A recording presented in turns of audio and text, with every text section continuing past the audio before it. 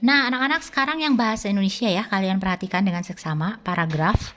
Ibu kemarin sudah menjelaskan lewat Zoom, tetapi begitu Ibu ngasih tugas kemarin masih ada dan bahkan sebagian besar masih pada salah.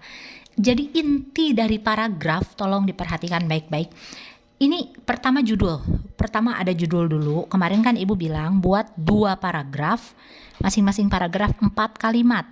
Kalau 4 kalimat, maka asumsimu berarti 4 titik atau enggak 4 tanda baca, mau tanda seru, mau tanda tanya boleh.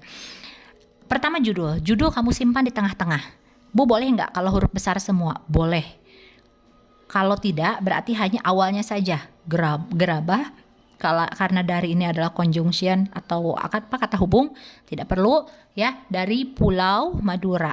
P-nya besar, M-nya besar. Terlebih ini pertama, ini judul, harus besar dan ini adalah nama tempat.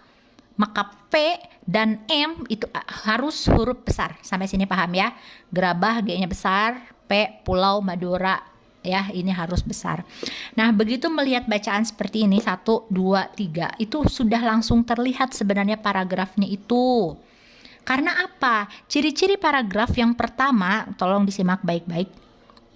Itu penulisannya harus menjorok. Kemarin Ibu bilang, nih, ininya tuh kosongin. Yang pertamanya aja. Paham nggak ini nih? Ini kan nulis salah satu, salah ini kan tidak sebaris dengan yang bawahnya. Bisa dimengerti? Tidak sebaris dengan yang bawahnya. Yang bawahnya tuh sejajar rapi gitu. Ya, itu ciri yang pertama. Jadi untuk baris pertama menulisnya agak menjorok, tapi nggak jauh juga. Enggak di sini juga mulainya, enggak, cukup di sini aja 2 sampai 3 digit huruf. Ini berarti paragraf 1. Sekarang kamu lihat ini. Ini paragraf bukan? Paragraf. Kenapa? Karena ininya menjorok juga. Tuh. Kamu lihat, menulis pada. Pada ditulisnya itu di tengah-tengah huruf A. Bukan sejajar dengan ini. Paham? Bukan sejajar dengan ini. Inilah paragraf nih, menjorok, kosongin dulu. Ini paragraf 2. Kemudian yang bawah. Tidak, menulis tidak. Kok menjorok lagi? Karena ini adalah paragraf baru. Bisa dimengerti? Ya, jadi menulis paragraf itu hanya baris awalnya saja kamu tulis agak menjorok. Tidak lebay berlebihan di sini ya, tapi cukup 3-4 digit, 2-3 digit di sini. Menjorok, ini juga menjorok. Ini berarti paragraf 3. Tapi ya, ciri-ciri yang selanjutnya untuk baris yang selanjutnya, itu baru tidak usah menjorok. Tuh, rapi. Dan kamu lihat akhirnya di sini. Rapi. Sama gitu loh. Barisannya sama. Bu, ini paragraf 1 Madura kan, diakhiri Madura tanda titik nih. Tapi di tengah-tengah, Bu. Emang nggak apa-apa, nggak sampai sini? Tidak apa-apa, karena ini adalah kalimat akhir. Mau berhenti di sini, mau berhenti di sini, tidak masalah. Bisa dimengerti? Nah, ini paragraf 2 diakhiri dengan kata simetris. Bu, tapi ini masih kosong, Bu. Ya nggak masalah, karena ini merupakan kalimat akhir di paragraf 2. Mau berhenti di sini oke, mau di sini oke, mau di sini oke. Yang penting kasih tanda baca, titik, seperti itu, paham? Sama seperti ini. Terdahulu, Bu, sampai sini nggak jadi masalah. Dan dalam paragraf itu dicatat juga, itu penting tanda baca. Jadi tahu yang baca itu di mana titik, di mana koma, mana tanda seru, mana tanda tanya. Kemarin Ibu lihat jawabanmu ada yang nggak ada tanda baca. Alias dari awal sampai akhir kamu nggak boleh tarik nafas. Engap dong bacanya. Tapi kalau ada koma, salah satu warisan karya budaya yang sangat tua, nafas dulu lah, berhenti dulu. Luas persebarannya dan mampu bertahan hingga sekarang adalah gerabah. yakni barang pecah belah dari tanah bakar yang dibuat secara tradisional. Titik. Berarti ini baru kalimat pertama. Kemarin kan Ibu di Zoom menerangkan.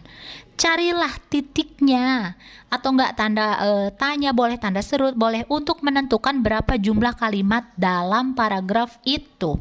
Nih, paragraf 1. Oh, ini baru 1, Bu. Gerabah juga dikenal dengan sebutan tembikar. Oh, ini ada 2 kalimat, Bu. Gerabah konon sudah dibuat manusia sejak mereka hidup bercocok tanam beberapa liburan. Mana titiknya? Wah, di sini, Bu. Berarti paragraf 1 memuat 3 kalimat. Kalau ada 3 kalimat, 1 itu menjadi kalimat utama. Kalimat utama itu adanya di mana? Ibu bilang kemarin biasanya adanya di awal. Berarti kalau ini salah satu sampai tradisional, sampai titik, itu baru kalimat utama. Sisanya berarti dari 3, 1 kalimat utama udah pasti cuma 1. Berarti sisanya tinggal 2 kan? Berarti ini sebagai kalimat penjelas. Ya, paham? Ini untuk paragraf. Nah, ini lanjutan paragraf yang tadi, anak-anak. Coba kalian lihat. Selewat aja ya. Coba kalian lihat. Kalau Ibu tanya di halaman ini ada berapa paragraf? Istilahnya dalam 2 detik aja kamu udah bisa ngelihat kok. 5 detik aja udah bisa melihat kok. Lihat saja yang awalnya menjorok. 1, ya kan? 2, 3, 4. Ini apa? Ini bukan. Ini adalah sambungan atau penjelasan dari paragraf 4. Ini paragraf bukan? Menurutmu ini paragraf bukan? Perhatikan, adalah A-nya kecil. Nggak menjorok juga, Bu. Berarti ini bukan paragraf. Ini adalah sambungan dari halaman tadi. Ngerti? Coba sekali lagi diperhatikan lagi benar-benar. Ini materi sangat penting sampai kamu kelas 6 SMP dan lain-lain. Paragraf itu penting. Paragraf dalam cerita ya. Ibu belum menerangkan tentang paragraf dalam puisi. Kalau puisi beda lagi. Kalau paragraf dalam membuat karangan, yang pertama tadi harus menjorok awalnya saja. Yang kedua menulisnya harus rapi. Baris selanjutnya harus sama. Baik depan ataupun belakang. Lihat ini. Emang ini seenak-enaknya? Kan enggak tuh, lempeng tuh. Cuma awalnya aja yang menjorok. Ini juga sama. Set, lempeng kan? Paham nggak tuh? Walaupun di akhir kalimat titiknya boleh di mana saja. Namanya juga penutup. Mau di sini boleh. Di sini it's okay. Di sini nggak masalah. Di sini boleh. Lain halnya, coba kamu lihat, dan ini harus diperhatikan. Kecuali kalau ketika kamu masih menulis, nih misalnya contohnya adalah ini ya. Nih. Memang tidak semua daerah di Madura menghasilkan gerabah, titik. Ini masih ada kosong, jangan dibiarkan kosong. Tapi isilah, tulislah di sini yang memungkinkan biar paragrafnya itu rapi. Hal ini disebabkan karena, nah kalau ini titiknya nih, misalnya sampai sini. Gerabah, ini masih ada kosong. Ya udah lanjutkan. Ya.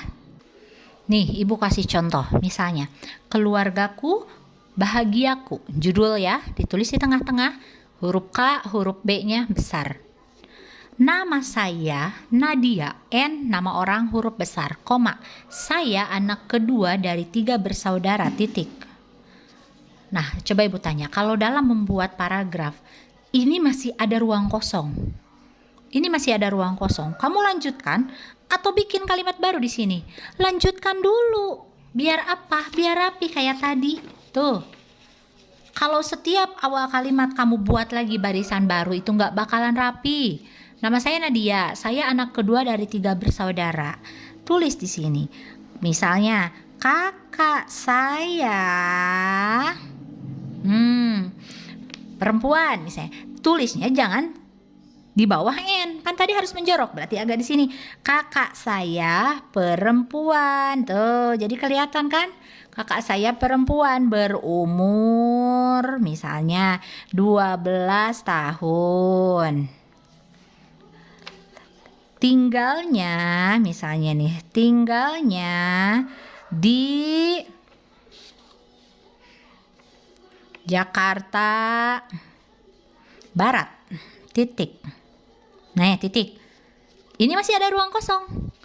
Kamu lanjutkan atau langsung bikin barisan baru? Lanjutkan di sini. Misalnya, ayah saya bekerja. Bekerjanya tulis di sini atau di bawah? Di bawah, karena ini biar sebaris gitu loh. Paham ya? Karena ini biar sejajar. Ini juga biar sejajar. Misalnya, ayah saya bekerja, nah tulis di sini, sejajar dengan perempuan. Hitung titiknya ada 4, baru itu dinyatakan sebagai 4 kalimat. Paham ya anak-anak? Jadi kalian yang salah tolong diperbaiki, dan memang kemarin banyak yang salah. Paragraf banyak yang masih keliru. Tapi ibu gak marahin kalian, itu juga kita sama-sama belajar, asal kalian mau belajar, mau memperbaiki. Jadi kalau menulis paragraf, awas, awalnya menjorok, ininya rapi, ininya juga rapi. Sama seperti ini. Set. Bisa dipahami ya? Ini penjelasan ibu. Kalian perbaiki, nanti kirim ulang ke WA ibu. Terima kasih. Wassalamualaikum warahmatullahi wabarakatuh.